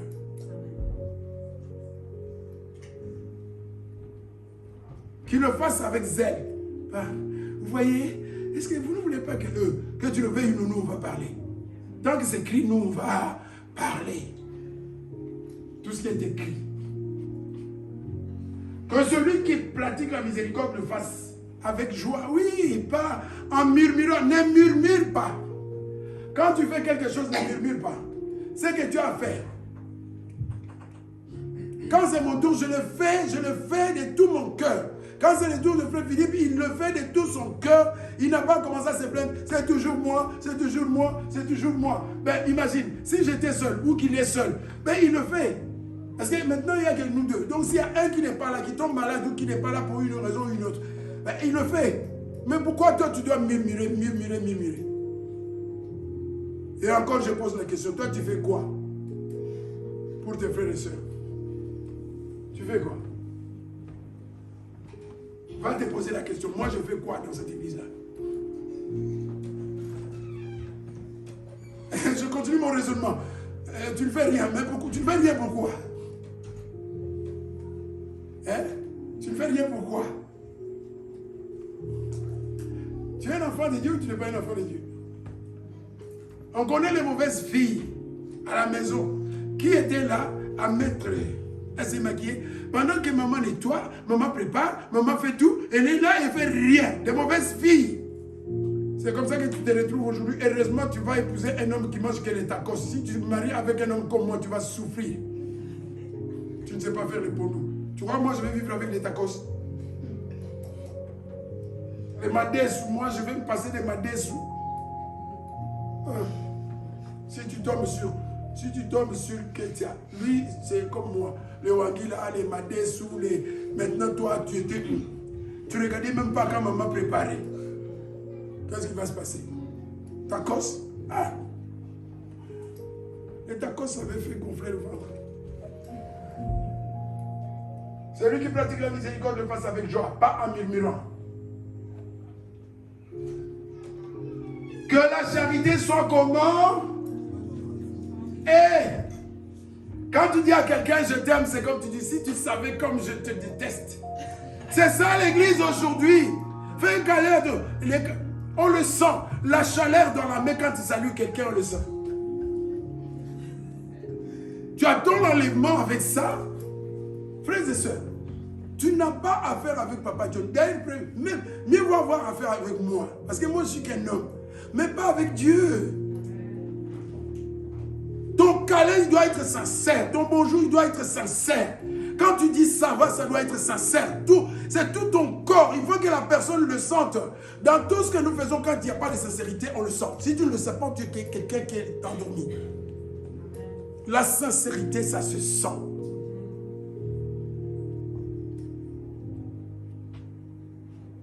Ok, parce que on nous casse les pieds. Tout le temps, il faut pardonner. Je vais faire semblant de pardonner. Tu fais semblant pour ta vie. C'est toi qui vas... Tu vas le payer. Tu es ici, tu n'arrives pas. Si tu n'arrives pas à pardonner sincèrement à Papa John, au revoir en enfer. Adieu. Parmi ceux qui seront enlevés, ce n'est pas les gens de l'église de je ne sais pas où, c'est ceux qui seront capables de pardonner. Ils auront prouvé qu'ils ont l'amour de Dieu en eux. C'est ça être chrétien. Pardonner. Et pas pardonner seulement. Oui, mais elle sortait avec mon copain. Oui, quoi? Et puis après quoi? D'ailleurs, on t'a donné l'occasion de savoir que c'était un mauvais copain. Il a commencé déjà à te tromper. Amen, ma soeur. Je te bénisse. Ok, il a touché si calme. Ah, mais oui. Alors, c'est une occasion de voir, c'était mauvais. Donc lui, il va commencer à sortir avec toutes tes copines qui viennent chez toi. Donc mieux vaut maintenant que tu le saches maintenant et que tu le vires. Au lieu de comprendre ça comme ça, mais il était ton copain, on l'a violé. Sur lui, il avait les yeux comme ça, c'était un mauvais. Il fallait s'en débarrasser. Et donc on t'a aidé à s'en débarrasser. Et toi aussi qui es sorti avec lui. S'il a fait ça à ta copine, il te fera aussi la même chose. Et donc il faut le virer, c'était mauvais.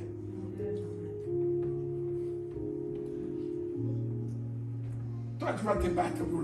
Mais tu n'auras plus de copines. Parce qu'il va recommencer, il va recommencer, il va recommencer. C'est comme ça. C'est lui le problème.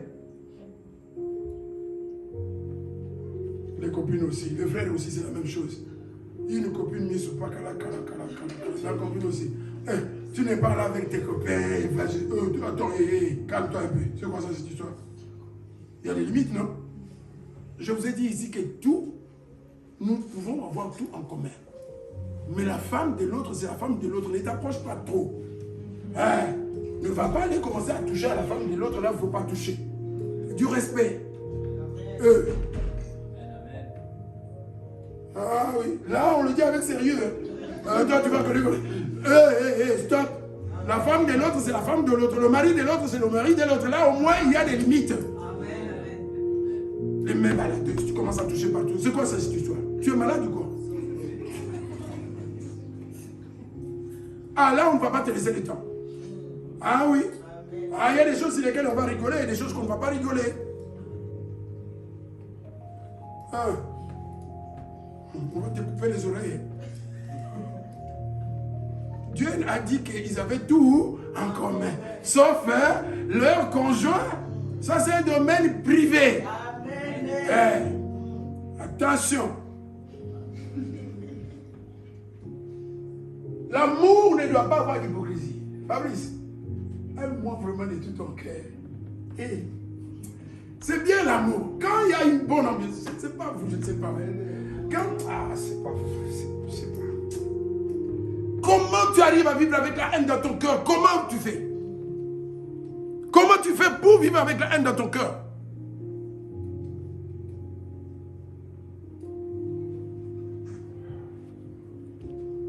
Et tu prétends avoir l'Esprit de Dieu. Tu prétends avoir été libéré un jour. Tu n'as jamais été libéré. Ça, c'est des signes que j'ai été libéré. Ça, c'est des signes que j'ai Christ en moi. Pendant que toi, tu es en train d'haïr la personne, Christ, il est où? Avec toi? En train de cohabiter avec ta haine? C'est quelle conception du christianisme, ça?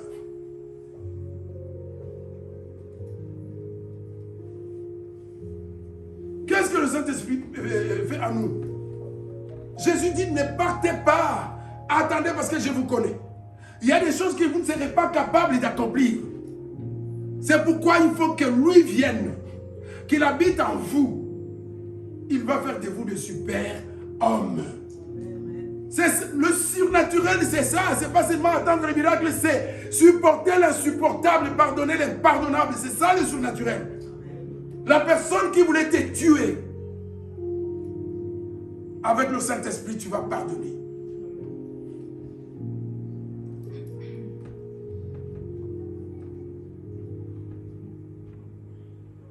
Ayez le mal. Ah oui, c'est important cette phrase.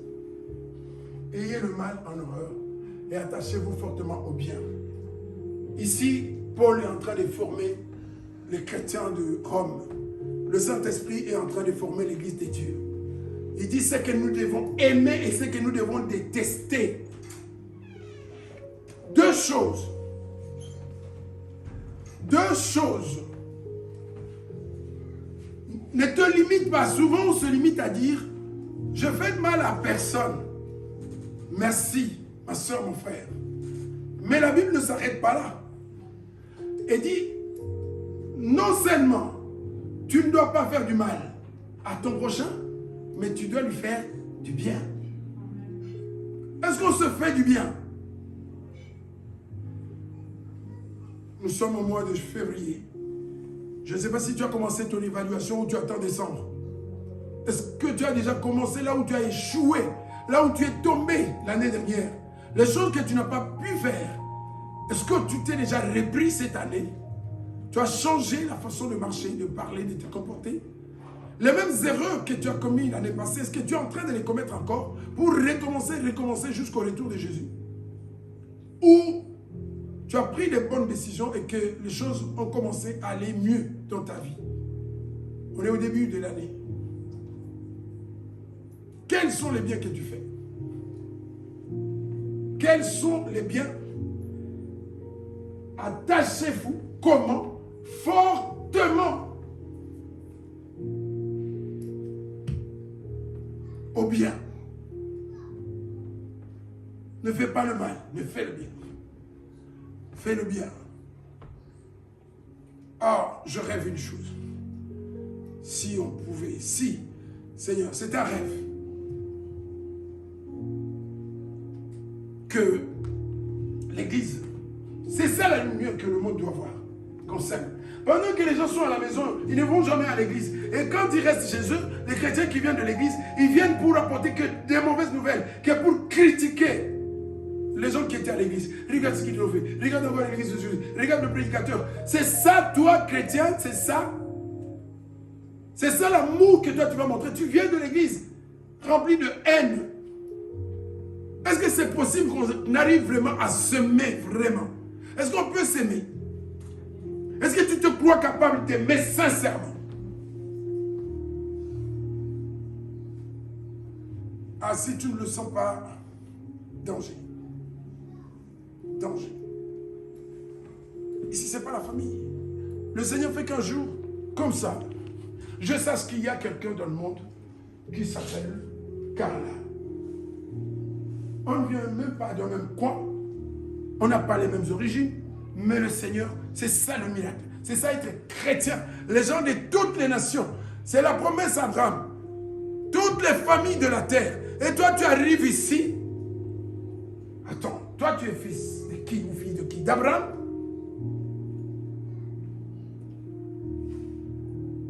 C'est quand tu es capable d'aimer la personne que tu as rencontrée ici. Tu ne l'as rencontrée pas au marché, pas dans une boîte, mais à l'église. Et ce qui vous met ensemble, c'est le nom de Jésus-Christ. Ou alors ce nom ne te dit absolument rien. Et tu passes encore ton temps à lui faire du mal. Mais je te rappelle que tu es en train d'attendre le retour de Jésus. Et le retour de Jésus peut être une catastrophe pour toi si tu ne tiens pas compte de ce qu'il est en train de te dire.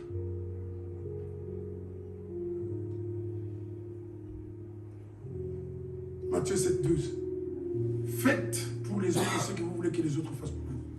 Quand on t'aime, tu es content. Pourquoi tu as la haine des autres? Pourquoi tu n'aimes pas les autres? Pourquoi tu ne supportes pas les autres? Peu importe l'église où tu vas aller.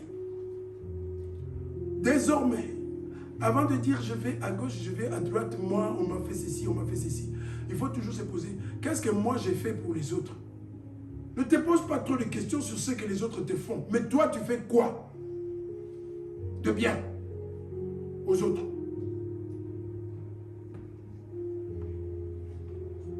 Et si tu pouvais aussi te poser la question, t'examiner pour voir combien de mal le mal que tu as fait aux autres, depuis que tu es comme tu es là, comme le mal que tu as fait aux autres.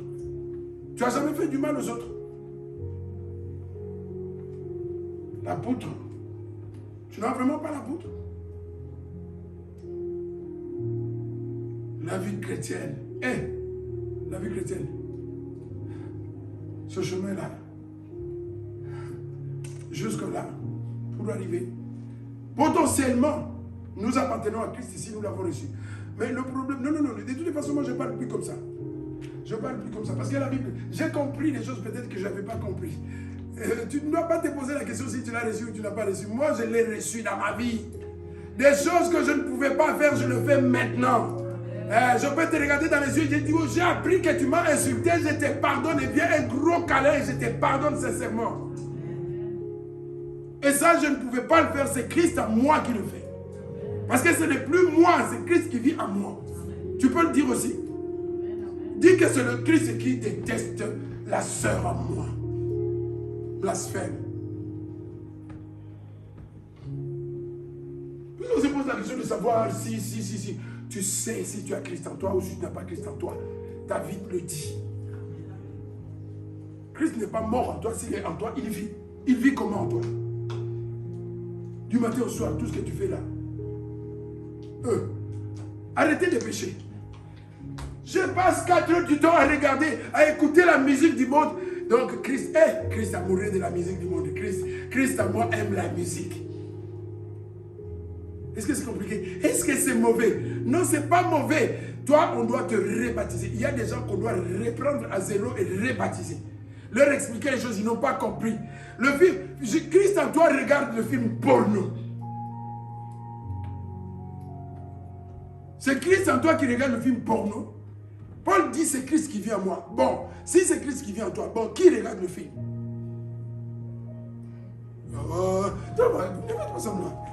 Si Christ est en toi, qui regarde ce film-là? Et tu viens poser la question, c'est mauvais.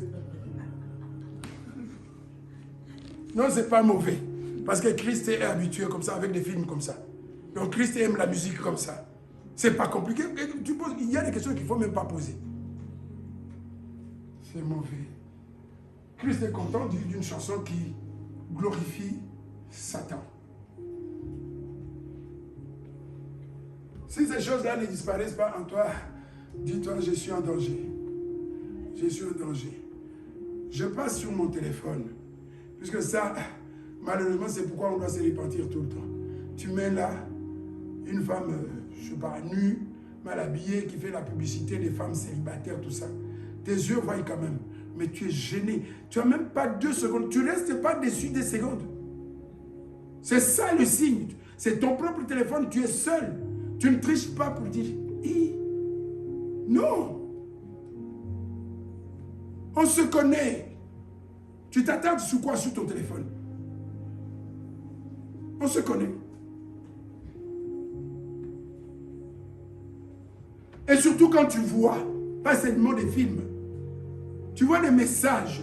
Parce que maintenant, Internet, c'est devenu un champ de bataille. Où les gens s'insultent, s'échangent des choses. Tu t'attardes sur des choses comme ça. Tu veux savoir. Et qu'est-ce qu'on dit? Tu vois ce que... Les démons qui sont en toi ne sont pas encore partis. Je ne vais pas m'attarder sur les choses des gens qui sont en train de s'insulter, des gens qui s'échangent, je ne sais pas quoi, qui sont en train de passer, de se dire les choses, de se défouler. Et moi, ça m'intéresse et je vais rester là à lire.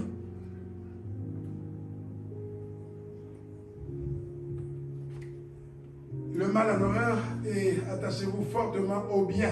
Au bien. Et en rentrant à la maison, pose-toi la question, quels sont les biens que je fais? Aux autres. Parce que le bien, ce n'est pas aux anges qu'il faut le faire, c'est aux autres. Donc nous sommes obligés de nous faire du bien. Fais du bien à la soeur, fais du bien aux frères. Surprends les gens. Par amour fraternel, soyez pleins d'affection les uns pour les autres. Et les amis, pleins d'affection. Et soyez pleins de haine. Et tu es à l'aise. Tu détestes les gens, tu fais semblant, tu es là.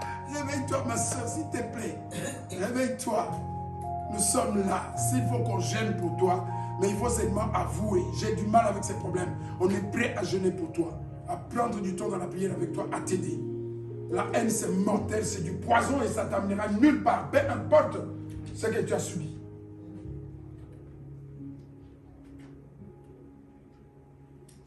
D'ailleurs, un test pour savoir que je suis devenu chrétien, c'est quand tu es capable de pardonner l'impardonnable. Sinon, tu es comme tout le monde. Qu'est-ce que tu fais d'extraordinaire? Si tu ne peux pas faire ce que les païens ne sont pas capables de faire, dis-moi, tu peux faire. Qu'est-ce qui montre que toi, tu as l'esprit supérieur en toi? C'est parce que tu peux faire les choses que tes copains, tes copines qui ne sont pas en Christ peuvent. Tu peux faire des choses qui les dépassent. C'est ça qui fait la différence. Oui, ma soeur. Plein d'affection les uns pour les autres. Et les uns pour les autres ici, c'est quoi? Avec ton père, ta mère, avec tes enfants. Les uns pour les autres ici, dans ce cadre ici, quand la Bible parle comme ça, il parle. La Bible ici, il ignore tes enfants, ignore ta famille. Hein. Ah, ici, c'est envoyé à l'église de Rome. Et les uns et les autres, ce sont les gens qui sont là. C'est Papa John, tu vas les supporter. Et tu vas les supporter. Même si ce n'est pas le Papa John que moi, il y a des Papa John partout. Eh, va où tu veux, tu vas rencontrer des Papa John. Ah.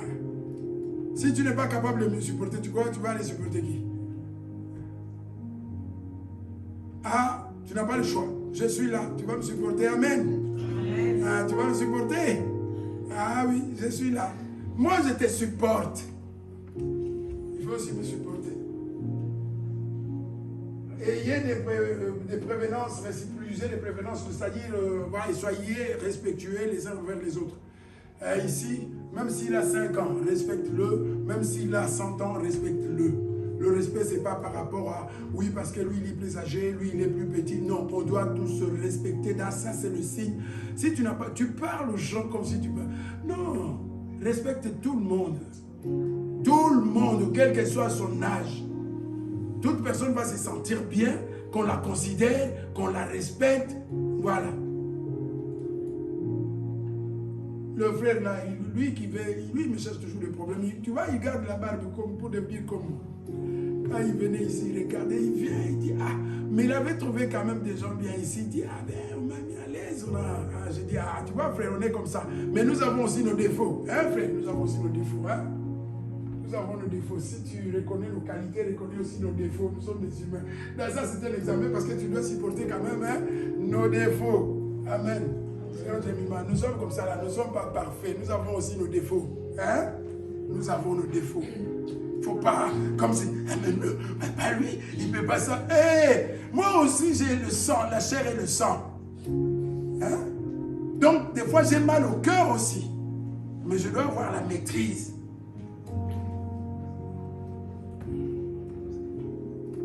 Oui? Ayez quoi? Et non quoi? Qui n'est pas paresseux ici? Ça, vous allez bouger. Qui n'est pas paresseux ici? Tous ceux qui viennent en retard, ce sont des paresseux. Amen. Les retardataires, amen. Ceux qui étaient ce matin en retard, amen. Ah, ça tu es venu en retard ce matin. Amen, sœur.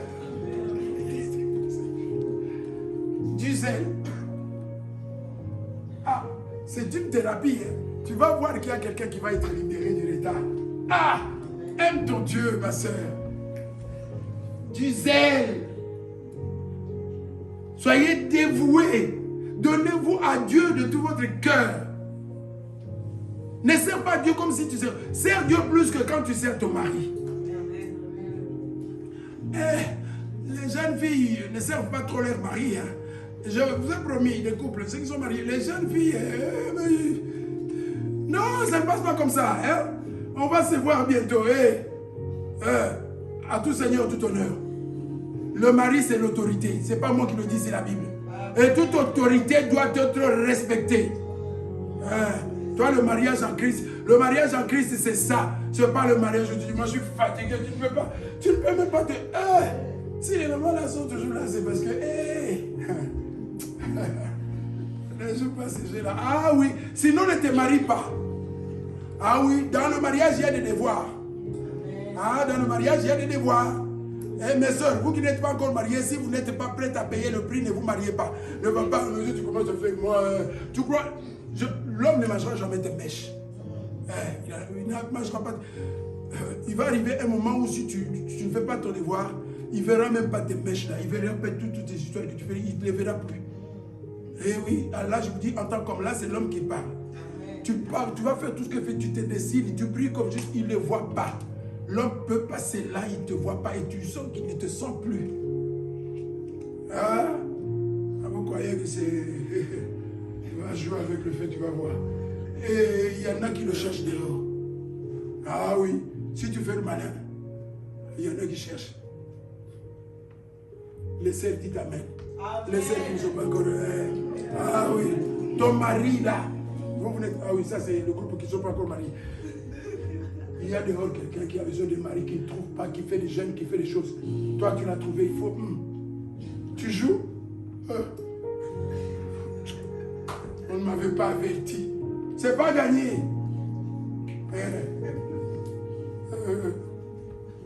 Toi, tu les as entendu des gens divorcés. Des pasteurs connus dans le monde. Quelqu'un d'autre, la secrétaire prend ta place. Soyez vraiment l'Esprit, servez le Seigneur. Les enfants, c'est le combat jusqu'au bout. Vous savez comme nous sommes là. Tu dois te battre pour ton mariage. Dans le Seigneur, tu pries pour ton mariage, pour ton mari, pour ta femme. Tout ça, dans la prière. Parce que le diable ne veut pas. Comme vous êtes là, vous êtes bien, le diable n'est pas content. Il viendra de temps en temps comme ça avec des choses. Fais attention, ne pense pas. Tu n'es pas la plus belle. Il y a dehors, il va trouver des talons de 50 cm et des mèches jusqu'ici. Toi, tu mets jusque là, il va trouver jusque là. Il faut parce que tu crois, moi j'ai mis, tu vois comme je suis comme, il y en a qui se coiffent plus que toi. Et puis tu vas pleurer. Je vous ai raconté l'histoire de l'avocat qui demandait à la femme, mais elle était tellement belle. Oui, mon mari, il voyage toujours avec les troupeaux. Il me dit, attends, est-ce que tu peux me montrer la photo de la femme que ton mari? Tu es tellement belle qu'il t'a laissé, il a pris quel genre de femme? Un ange ou quoi? Qu'est-ce que tu crois? Même si elle n'est pas comme toi. Mais elle a des choses que toi tu n'as pas. Elle a un caractère que tu n'as pas. Sarah appelait Abraham mon Seigneur.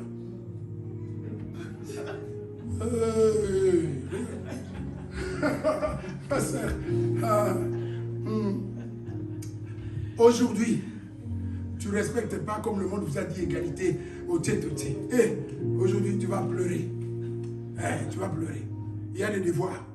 L'homme aussi, attention. Les frères, la femme n'est pas ton esclave. Vous voyez? C'est pas juste, vous voyez? Non, parlez, papa, parlez. Vous savez quoi? Non, tu vois, je fais le malin là. Mais une fois qu'on rentre à la maison, moi je deviens un enfant. On va Lisa, on va manger quoi? Tu deviens comme Noé. Et elle fait toujours des miracles pour te trouver un bol. Chacun son truc. Donc respectons que chacun se mette à sa place. C'est comme ça. C'est bien le mariage. Mais quand on respecte, comment ça doit fonctionner? Ne prends pas le mariage en l'air, oui. Je me suis marié parce que les autres... Si toi tu es homme, femme, que tu ne supportes pas l'autorité de l'homme, reste comme tu es.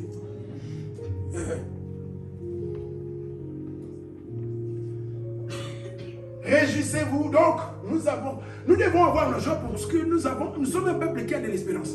Donc, je sais que même si je meurs aujourd'hui, Christ va me ramasser. Mourir en Christ, ce n'est pas être perdu. C'est aller vers la joie. C'est ça la différence. On peut tous mourir. On va tous mourir. Mais il y a une différence. Il y a mourir et mourir. Toi, tu veux mourir comment? En regardant les pornos. Vous savez quoi? Un témoignage. Si tu regardais les films porno, il y a un secteur des gens qui sont morts dans le péché de pudicité.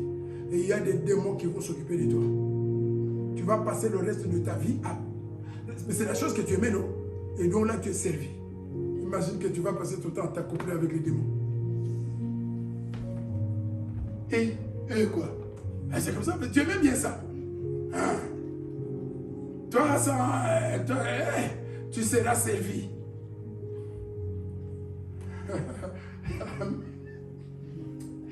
Soyez patient dans l'affliction. Patient dans l'affliction. Même quand c'est dur, même quand tu souffres, si tu es chrétien, sois patient. Pourquoi? Parce que mon Rédempteur s'élèvera le dernier. Il a toujours le dernier mot. Dieu n'a jamais abandonné personne. Même, et moi je vais dans les cas extrêmes toujours. Étienne, on peut dire qu'on l'a abandonné. Non, Dieu ne l'a pas abandonné. Il faut aller plus loin pour le comprendre. De toutes les façons, ils ont perdu leur temps. Je ne suis pas sûr qu'ils ressentaient la douleur. Ils ne sentaient rien. C'était devenu, il n'était plus là, il n'a pas souffert. Et pour donner la preuve, j'abandonne jamais ce qui m'appartiennent. Il dit, Étienne, ces gens-là ne savent pas. S'ils savaient qu'ils sont en train de perdre leur temps, regarde, je t'attends, allez, viens. Est-ce qu'Étienne a pleuré? Un caillou sur la tête, il a pleuré? Qu'est-ce que cela veut dire? Pas des douleurs, ils perdaient leur temps. Parce que Jésus était là. Il était là. Et s'il était là pour Étienne, il sera là aussi pour toi. Fais-lui seulement confiance. Si tu lui fais confiance, tu t'accroches, il confondra tes ennemis. Il confondra tes ennemis. S'il a confondu les ennemis d'Étienne, de Jacob, de tous les fidèles, il confondra aussi tes ennemis. Mais seulement, tu sais, nous sommes tellement faibles. Le problème, c'est nous sommes tellement faibles. Est-ce qu'on se donne vraiment à lui de tout notre cœur? Ceux qui sont fidèles au Seigneur, il ne les abandonne jamais. Il ne les abandonne jamais. Il ne les abandonne pas. Ça, je peux dire. Oh, le miracle, il va te donner l'argent, il va te donner. Là, je ne te garantis rien. Mais je dis, si tu es fidèle, il sera aussi fidèle. Persévérer dans quoi? Amen. Est-ce que nous persévérons dans la prière? Nous persévérons dans quoi? Dans les zappings. Persévérer dans? Amen. Que Dieu vous bénisse.